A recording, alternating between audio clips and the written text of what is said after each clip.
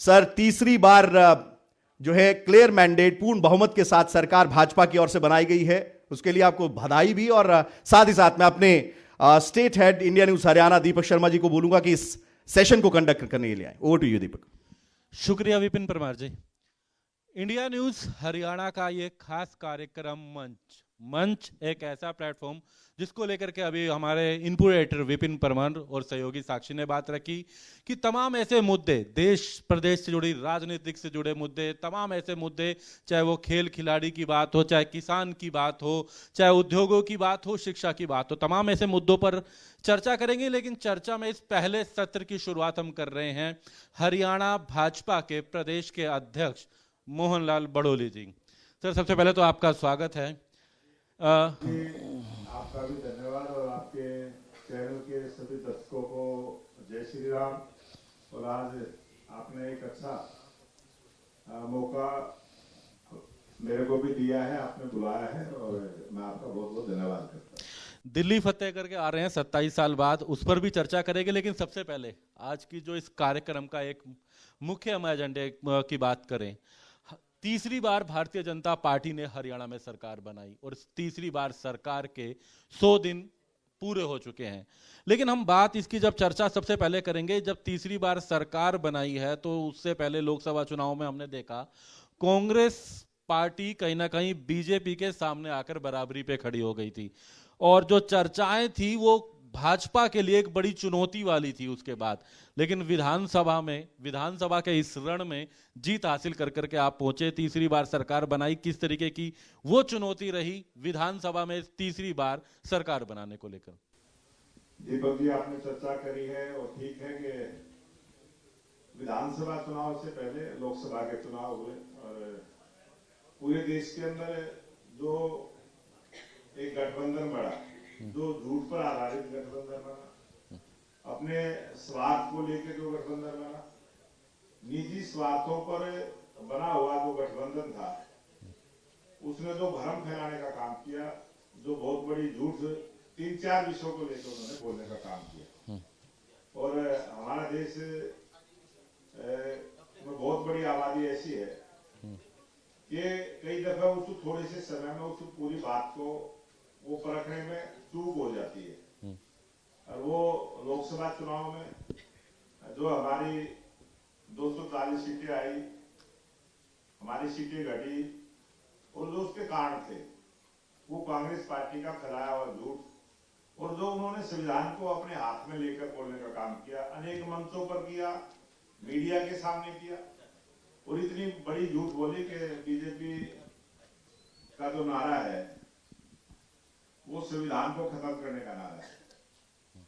वो जो जनता का नारा था, जनता की आवाज थी, लेकिन वो समय का जो चयन उन्होंने किया और उस चुनावी वातावरण में जिस प्रकार के जितने भी इंडी गठबंधन के जो लोग थे उन्होंने अपने स्तर पर अलग अलग तरीके से उस झूठ को ऐसा परोसा गया कि जो थोड़े से वोट परसेंटेज के कारण से हमारी काफी सीटें कम हुई और हरियाणा में भी आपने देखा 5-5 की बराबरी में रहे और हम 3 सीटें तो बहुत कम मार्जिन से हमने सोनीपत, जिसमें मैं खुद चुनाव लड़ रहा था, अम्बाला थी, हिसार थी, थोड़े से मार्जिन से, और वो उस प्रकार से रही। और जो भ्रम फैला के संविधान को खत्म करेंगे और आरक्षण को खत्म करेंगे, तो बहुत सारी ऐसी पॉपुलेशन आज भी देश में है जो उनके उस बहकाव में आई। लेकिन जैसे ही तीसरी बार देश के लोकप्रिय प्रधानमंत्री नरेंद्र मोदी जी के नेतृत्व में सरकार बनी और जिस प्रकार से जनता की समझ में आया, और जनता की समझ में भी तब आया जब कांग्रेस पार्टी के बड़े नेता राहुल गांधी विदेश में जाके मीडिया के सामने उन्होंने स्वीकार किया कि हम आरक्षण को लेकर भी विचार करेंगे, हम संविधान के बारे में भी, क्योंकि कांग्रेस पार्टी ने संविधान को कई बार खत्म करने का प्रयास किया। और जब 1977 में जब इमरजेंसी लगाने का काम किया था, तो संविधान को खत्म करते हुए उन्होंने इमरजेंसी को लगाने का काम किया था। और जो बात राहुल गांधी ने विदेश में जाके बोलने का काम किया, मीडिया के सामने किया, तो जनता की समझ में आने लगा कि बहुत बड़ा झूठ जो कांग्रेस पार्टी ने बोला है। और जो भारतीय जनता पार्टी की सरकार पर देश के लोकप्रिय प्रधानमंत्री नरेंद्र मोदी जी की जो नीयत के ऊपर उन्होंने तो देश की जनता ने थोड़े से समय में ही उस बात को पहचान लिया, और जो देश के प्रधानमंत्री नरेंद्र मोदी जी की नीति और नीयत, जिसमें किसी भी प्रकार का कोई खोट नहीं है, वो जो बोलते हैं वो करते हैं, और देश की 140 करोड़ जनता के लिए, भलाई के लिए काम करते हैं। वो किसी विशेष वर्ग के लिए काम नहीं करते। देश के प्रधानमंत्री, पहली बार देश के ऐसे प्रधानमंत्री हमें मिले हैं जिन्होंने गरीबी को नजदीक से देखा है, गरीबी को जिया है। ऐसे परिवार से, ऐसी गरीबी के परिवार से उठकर जो राजनीति में इतने उच्च पद पर आए हैं, उन्होंने बहुत लंबा दौर देखा है। उन्होंने देश का बहुत बड़ा भूभाग पैदल यात्राओं में गुजारा है, बहुत बड़ा भूभाग। बहुत ऐसे परिवार हरियाणा में भी है, कोई गांव मुश्किल से छूटा होगा जिस गांव में प्रधानमंत्री जी का प्रवास ना हुआ हो। अनेक प्रवास उन्होंने किए हैं, और वो जनता से जुड़े रहे हैं, जनता की दुख तकलीफ को जानते हैं। और जैसे ही वो बात समझ में आई, और हरियाणा में उसके बाद विधानसभा के चुनाव हुए, और कांग्रेस पार्टी ने जिस प्रकार का एक भ्रम की स्थिति पैदा की थी, भारतीय जनता पार्टी के जो मजबूत कार्यकर्ताओं की टीम है, आज विश्व की सबसे बड़ी राजनीतिक पार्टी, और उस पार्टी के कार्यकर्ताओं की जो मेहनत, उन कार्यकर्ताओं का जो लक्ष्य है, उन कार्यकर्ताओं की जो नीयत कि सेवा ही संगठन का जो हमारा मूल मंत्र है, उस सेवा ही संगठन के मूल मंत्र पर जब कार्यकर्ता काम करता है, और जब जनता के बीच में जाकर अपनी बातों को रखा, और हरियाणा की जनता ने भरोसा किया। चलिए, आपने अपनी बात देखा है कि हरियाणा की जनता ने एक स्पष्ट बहुमत की सरकार, पूरे 10 वर्ष का शासन पूरा करने के बाद हरियाणा के इतिहास में 1966 में हरियाणा बना, उसके बाद पहला घटनाक्रम है कि उसी पार्टी की तीसरी बार सरकार स्पष्ट बहुमत की आनी। ये हरियाणा की जनता जनार्दन का आशीर्वाद भारतीय जनता पार्टी को मिला है, और हमारे लोकप्रिय मुख्यमंत्री नायब सिंह सैनी जी ने थोड़े से समय में, तीसरी बार आपको मौका मिला, इस पर चर्चा करेंगे। लेकिन कुछ संकल्प, जो बातें आपने रखी, जाहिर सी बात है लोगों को शायद समझ में आई, विश्वास हुआ, ये मौका दिया और तीसरी बार सरकार बनी। लेकिन जो बातें, जो संकल्प, जो दावे थे, इन 100 दिन क्योंकि अब हो चुके हैं, किस तरीके से देखते हैं? क्योंकि आप संगठन संभालते हैं, और संगठन में एक अहम भूमिका, विधानसभा में जीत हासिल दिलाई, पार्टी की सरकार बनाई, लेकिन जो सरकार की भूमिका है, इन 100 दिनों में किस तरीके से देखते हैं उन संकल्पों को, उन बातों को, उन वादों को? आप देखिए, तीसरी बार जैसे ही हमारी सरकार बनी, और 17 तारीख, और वो एक ऐसा ऐतिहासिक दिन, और सरकार का शपथ ग्रहण का समारोह, और उसी दिन 17 तारीख को ही एक बटन के माध्यम से लगभग 24,000 से ज़्यादा युवाओं को रोजगार देना, ये बहुत बड़ी बात। पहली सरकार ऐसी है जो जिस दिन सरकार ने शपथ ली हो, उसी दिन बगैर पर्ची खर्ची के, मेरिट के आधार पर 24,000 से ज़्यादा बच्चों को रोजगार देने का काम जो हमारी सरकार ने किया। और ऐसा काम किया कि जो चुनाव के समय कांग्रेस पार्टी के सभी नेताओं ने, बहुत सारे नेताओं ने कहा कि हमें इतनी वोट दे दो तो हमें एक नौकरी देंगे। कई नेताओं ने तो, चुनाव लड़ने वालों ने यहाँ तक भी मंचों पर बोला है, प्रेस में बोला है कि हम पहले अपना घर भरने का काम करेंगे। और इत्तेफाक देखिए कि जिस प्रत्याशी ने ये बात बोली थी, राहुल गांधी ने सबसे पहला प्रोग्राम उसी की विधानसभा में किया। राहुल गांधी ने पहचान लिया कि यहाँ ये ठीक आदमी है। तो जिस प्रकार की कांग्रेस की सोच थी, उसका जवाब जनता ने दिया। और उसके बाद पहली ही मंत्रिमंडल की बैठक में जो सुप्रीम कोर्ट का, सर्वोच्च न्यायालय का जो फैसला था, डीएससी समाज को जो उसका हक मिलना चाहिए था, उसको जो देने की बात कही थी, हमने वो तुरंत पहले ही मंत्रिमंडल की बैठक में हमारे लोकप्रिय मुख्यमंत्री जी ने उसको लागू किया।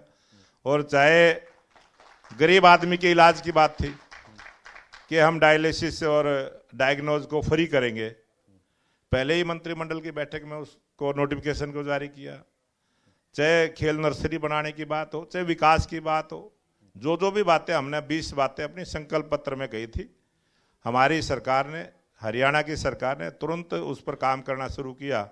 और आपने देखा है कि अभी 100 दिन जब हमारे पूरे हुए, एक बहुत बड़ी लिस्ट, और मुख्यमंत्री जी ने प्रेस की थी, करीब 2 घंटे की प्रेस थी। कितनी लंबी प्रेस थी, सारी चीज़ें विस्तार से उसमें रखी थी। और हरियाणा की जनता जानती है, और हरियाणा की जनता को पूरा विश्वास है कि नायब सिंह सैनी जी जिस प्रकार से 24 घंटे संत कबीर कुटीर के खुले रहते हैं, जनता के लिए खुले रहते हैं। 24 घंटे स्टेट का मुख्यमंत्री जनता के लिए हाजिर रहना, ये बहुत बड़ी बात है और वो हमारे मुख्यमंत्री जी ने निभा के दिखाया, करके दिखाया है। और आज हरियाणा का प्रत्येक व्यक्ति ये मानता है, हरियाणा का व्यक्ति कहीं बाहर भी रहता है, और इसे में आपने दिल्ली में देखा होगा, दिल्ली में जिस प्रकार का चुनाव था और जिस प्रकार से लगभग जो लास्ट का सप्ताह था वो तो ऐसा रहा जैसे हरियाणा के मुख्यमंत्री का और केजरीवाल का सीधा मुकाबला है। चलिए एक और मुद्दे पे भी बात करेंगे, क्योंकि भले ही निर्णय सरकार ने लेने हैं, वो संकल्प आपके थे, यानी कि आपकी पार्टी के, भारतीय जनता पार्टी के संकल्प थे। उसमें एक 2100 का वादा भी किया था। हालांकि अभी हमने देखा दिल्ली की जीत पर हम चर्चा करेंगे, वहां पर भी कहा गया पहली कैबिनेट में होगा। यहाँ आपने कहा कि नौकरियां दी हैं, कई बड़े, अभी प्रेस वार्ता भी करी थी मुख्यमंत्री ने भी और आपने भी रखी बात, लेकिन एक 2100 वाली बात अगर बात की जाए, उसको कब से हम उम्मीद करें? जो महिलाओं को, बेटियों को देने की बात की गई है, 18 वर्ष से लेकर के 60 वर्ष तक की महिलाओं की बात करें तो हमने ओल्ड एज पेंशन की बात करी थी, उसको बढ़ाने का काम किया, सबने देखा, हमने लागू भी कर दिया है। और जो महिलाओं के सम्मान की बात की है, क्योंकि ये बजट से जुड़ा हुआ मामला है, नीति का मामला है। अभी हमारा बजट का सेशन आएगा, उसमें पैसे का प्रावधान होगा और उस चीज को हम लागू करेंगे। तो आप सरकार से आपने बात रखी है अपनी, मतलब इस संकल्प में एक ये मुद्दा इस बजट में उम्मीद की जा सकती है? जितने भी हमारे 20 संकल्प हमने किए वो हमारा लक्ष्य है, हम उसको पूरा करेंगे। और हमारा लक्ष्य है जो 5 वर्ष के लिए सरकार को चुनने का काम जनता करती है, हम उसके पहले ही करेंगे। और जब अगले चुनाव में जाएंगे तो आप सब देखेंगे जो हमारा घोषणा पत्र है, अक्सर से उसका पालन करते हुए 100% उसको पूरा करने का काम करेंगे। और जनता जो कुछ और भी चाहेगी, बहुत सारी डिमांड नहीं भी आती है जो हमने संकल्प पत्र में नहीं कही है, हम उनको भी लागू करने का काम करेंगे। चलिए बजट पर अब कुछ दिनों में पेश हो, बजट सत्र शुरू होना है अभी, क्योंकि नगर निगम चुनाव है, उस पर भी चर्चा करेंगे। लेकिन उससे पहले एक अभी बड़ा किला फतेह करके आप आ रहे हैं पंचकुला में, उसके बाद दिल्ली की इस जीत के बाद पहली बार आप पंचकुला पहुंचे हैं और इस मंच पर भी पहुंचे हैं। बड़ी जीत है, 27 वर्षों का दिल्ली का वनवास था। भारतीय जनता पार्टी दिल्ली में लंबे समय से सत्ता से दूर थी, आम आदमी पार्टी, उससे पहले कांग्रेस, लेकिन अब इस जीत में हरियाणा का भी बड़ी भूमिका रही थी। तो भले ही 32 विधानसभाओं की जिम्मेदारी 70 तक असर करा था। किस तरीके से देखते हैं इस दिल्ली चुनावों को, दिल्ली के इन नतीजों को? ये दिल्ली का परिणाम और दिल्ली की जनता जनार्दन का जो आशीर्वाद मिला है, देश के लोकप्रिय प्रधानमंत्री नरेंद्र मोदी जी की नीतियाँ, और देश के लोकप्रिय प्रधानमंत्री नरेंद्र मोदी जी ने जो चुनाव के समय जो दिल्ली की जनता से वायदा किया, दिल्ली को साफ सुथरा करेंगे, पोल्यूशन मुक्त करेंगे, और यमुना मैया का जो आशीर्वाद इस चुनाव में मिला है, और यमुना मैया को लेके जिस प्रकार का आरोप केजरीवाल ने लगा, और ऐसा आरोप लगा कि जो हमारा आस्था का केंद्र है, ऐसे आरोप लगा कि जहर बहुत बड़ी बात होती है। उन्होंने सीधा आरोप लगा कि जहर घोलने का काम किया है, जहर मिलाकर दिल्ली को पानी देने का काम किया है। अनेक मंचों से उसने इस प्रकार की बात की।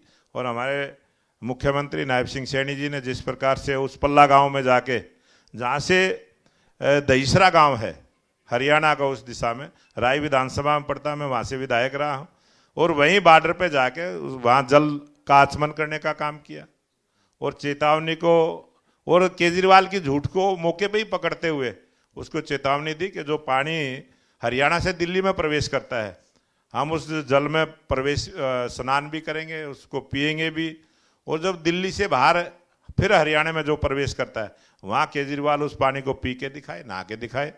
और दिल्ली की जनता ने समझा कि इतनी बड़ी झूठ, जो इतना बड़ा आरोप लगा, और हरियाणा की बहुत बड़ी आबादी दिल्ली के अंदर जाके बसी है, उन सब की भावनाओं को ठेस पहुंचाने का काम किया, और उसका जवाब दिल्ली की जनता ने दिया। मैं वही बात कर रहा था, इसीलिए मैंने कहा कि 32 विधानसभाओं की जिम्मेदारी हरियाणा भाजपा को दी गई थी, लेकिन असर 70 पे इसलिए रहा कि ये चुनाव ही पूरा कहीं ना कहीं हरियाणा पर और यमुना पर केंद्रित हो गया था। लेकिन अब प्रधानमंत्री भी कह रहे हैं कि इस यमुना मैया, उन्होंने जो कहा कि एक बड़ी तस्वीर बदलती दिखाएंगे, यमुना को एक अलग पहचान, यमुना के आसपास सुधार होगा, उसमें भूमिका हरियाणा की भी रहेगी। क्योंकि जब आरोप लगते थे कि पानी नहीं आता तो वो यमुना हरियाणा से, उनका कहा जाता था केजरीवाल द्वारा कि रोक लिया, जब पोल्यूशन आता था वो हरियाणा के द्वारा कहा जाता था कि छोड़ा जा रहा है। चलो इस बार आपने कहा कि वो गए, पानी पी के दिखाया, लेकिन अब किस तरीके से देखते हैं इसमें भूमिका में, इस यमुना के सुधार में हरियाणा की क्या भूमिका रहेगी? हरियाणा की जहाँ भी जिस प्रकार से भी जो भी उपाय करने हैं, कोई भी ड्रेनेज सिस्टम को सुधार की जो बात करनी है, एसटीपी लगाने की जो बात करनी है, वो बहुत तीव्र गति के साथ बहुत जल्दी हम उसको पूरा करेंगे। और यमुना मैया हमारा आस्था का केंद्र है, हम उसकी पूजा अर्चना करते हैं, सबके सुख की कामना करते हैं और यमुना मैया के आशीर्वाद से ही सुख समृद्धि हमारे समाज में आती है। तो बहुत बड़ा काम हम करेंगे। और दिल्ली में बहुत सारे त्यौहार भी ऐसे आते हैं, बहुत सारे त्योहारों पर लोग स्नान करने जाते हैं और आने वाले समय में बहुत जल्दी देखें उन सब में सुधार होगा और एक स्वच्छ जल यमुना के जल का प्रभाव रहे, उसके लिए हमारी सरकार काम करेगी। मैं एक बात और ये करना चाहूंगा, अब तक अब से पहले जब भी हम बात करते थे रैपिड रेल ट्रांजिट सिस्टम, ये दिल्ली कब पहुंचे, दिल्ली से सोनीपत कब पहुंचेगी, हम बात करते तो ये कहा जाता था कि दिल्ली की सरकार एनओसी नहीं दे रही। ये हरियाणा की भी भूमिका थी कि गुरुग्राम होते हुए आगे प्रोजेक्ट तक दक्षिण हरियाणा में जानी थी, वो भी कहा जाता था कि दिल्ली की जो सरकार है, केजरीवाल सरकार, वो एनओसी नहीं दे रही है, वो मेरठ पहुंच जाती है रैपिड रेल ट्रांजिट सिस्टम। लेकिन अब तो बात दिल्ली में भी भाजपा की सरकार आ गई, तो अब आप अपने मुख्यमंत्री से भी कहेंगे, सरकार से, कि अब उसको हम कहें कि अगली बार ये बात नहीं बल्कि इस रेल की घंटी इधर इस तरफ भी होगी। ये अभी 5 फरवरी को ही जनता ने आशीर्वाद दिल्ली की जनता ने दिया है, 8 को रिजल्ट आया है और अभी सरकार बनेगी। मुझे पूरा भरोसा है कि जिस प्रकार से आज उत्तर प्रदेश में, राजस्थान में, हरियाणा में और दिल्ली में पूरे एनसीआर से में भारतीय जनता पार्टी की सरकार है और बहुत सारे मुद्दे इस प्रकार के विकास के काम को, सड़कों की हो, चाहे रेलवे कनेक्टिविटी की बात हो, चाहे कोई जल का मामला हो, पानी का मामला हो, अगर कोई भी जरा सा किसी दिल्ली में पानी का संकट गर्मी में आ जाए तो सीधा आरोप हरियाणा पर लगाना कि दिल्ली को हरियाणा पानी नहीं दे रहा है। कभी भी थोड़ा सा पॉल्यूशन बढ़ जाए, चाहे वो एक दौर ऐसा आता है मौसम के अनुसार, उस समय सीधा आरोप लगाते हैं कि पंजाब का किसान और हरियाणा का किसान, उत्तर प्रदेश का किसान, तीनों स्टेट के किसानों पर सीधा आरोप केजरीवाल लगाता रहा, लंबे समय से लगाता रहा। वो भी दौर अब खत्म होगा अब और पराली का धुआं भी नहीं जाएगा। मतलब अब अपने आप जब एक झूठा आरोप जो लगाने का काम करते हैं, और देश के वैज्ञानिकों ने भी, सर्वोच्च न्यायालय में भी ये दे रखा है कि 2% से ज्यादा पराली के धुआं का कोई असर नहीं होता। 2% भागीदारी उसमें मानी है, साइंटिस्टों ने मांगी नहीं, सर्वोच्च न्यायालय में उन्होंने अपना पत्र दे रखा है, फिर भी वो आरोप लगाने का काम। बहुत सारे ऐसे कारण होते हैं पोल्यूशन के। हम उसमें जो रेल की कनेक्टिविटी बढ़ाई है, आज हरियाणा में क्या देश में, पूरे देश में जो है रेल बिजली से चलने लगी है। आज बहुत सारी बसें जो है वो इलेक्ट्रिक बसें आई हैं, बहुत सारी छोटी कारें हैं, स्कूटर हैं, ये इलेक्ट्रिक से चलने वाली आई। इस प्रकार की जो अनेक योजनाएं सरकार ने चलानी है, उस पर हमारी सरकार काम करेगी। और जिस प्रकार से साफ सुथरी सड़कें होंगी, उस पर जो धूल है उससे भी बहुत सारे पोल्यूशन का असर पड़ता है, उसको भी हम ठीक करेंगे। बहुत सारे कारण होते हैं वायु प्रदूषण को ठीक करने के, उन सब पर हमारी सरकार काम करेगी। और जो आरोप प्रत्यारोप की राजनीति करते थे वो दौर अब खत्म होगा और मिलजुल कर हम उस काम को आगे बढ़ाएंगे। अध्यक्ष जी, हम एक निकाय चुनाव पर भी जरूर चर्चा करना चाहेंगे। 100 दिन पूरे हुए, लेकिन इसके साथ ही साथ अब निकाय चुनाव का भी ऐलान हुआ है। हरियाणा में आचार संहिता भी लगी है जहां जहां निकाय चुनाव है। इसके साथ साथ अगर हम बात करते हैं तो दिल्ली का चुनाव जीत के आए हैं। इस निकाय चुनाव को लेकर मंथन तो कल शाम भी दिल्ली में हुआ। उम्मीदवारों को लेकर के हम बात करें तो अब नामांकन का दौर भी शुरू हो रहा है। क्या कुछ प्लानिंग है, किस तरीके की उम्मीदें हैं इस निकाय चुनावों को लेकर के? जैसे ही हरियाणा प्रदेश में विधानसभा के चुनाव हुए, सरकार बनी और उसके तुरंत बाद हमारा संगठन का पर्व आया और इस संगठन के पर्व में 44,10,000 से ज्यादा सदस्य भारतीय जनता पार्टी के बने। 42,500 हमारे सक्रिय सदस्य बने और 20,629 जो बूथ है, प्रत्येक बूथ पर हमारे बूथ अध्यक्ष बने हैं, बूथ की हमारी कमेटी बनी है। एक पूरा जो भारतीय जनता पार्टी का संगठन का जो पहली स्टेज जो बूथ होता है, बूथ जीता चुनाव जीता, जो हमारी पार्टी का, हमारे संगठन का मूल मंत्र है, उस पर हमने पूरी मजबूती के साथ कार्यकर्ताओं की नई टीम बनी है। 377 हमारे मंडल बने हैं और एक मजबूत भारतीय जनता पार्टी का संगठन हमारा तैयार हुआ है। और अब ये निकाय के चुनाव है, सीधा सा रिजल्ट उसमें दिखाई देगा। और 33 स्थानों पर चुनाव है, कुछ उपचुनाव भी हैं, सभी जगह भारतीय जनता पार्टी की जीत होगी। और आप देखेंगे जिस प्रकार से 3 बार से कांग्रेस पार्टी 0 पर आउट हुई है दिल्ली के चुनाव में, चाहे लोकसभा का चुनाव हो चाहे विधानसभा का। और अब की बार आप देखेंगे हरियाणा में भी निकाय चुनाव में कांग्रेस जो है 0 पर आउट। समय की थोड़ी सी पाबंदी है, लेकिन एक अंतिम प्रश्न जरूर पूछना चाहूंगा, ये आखिर क्यों विपक्ष को आप विश्वास नहीं दिलवा पा रहे ईवीएम का?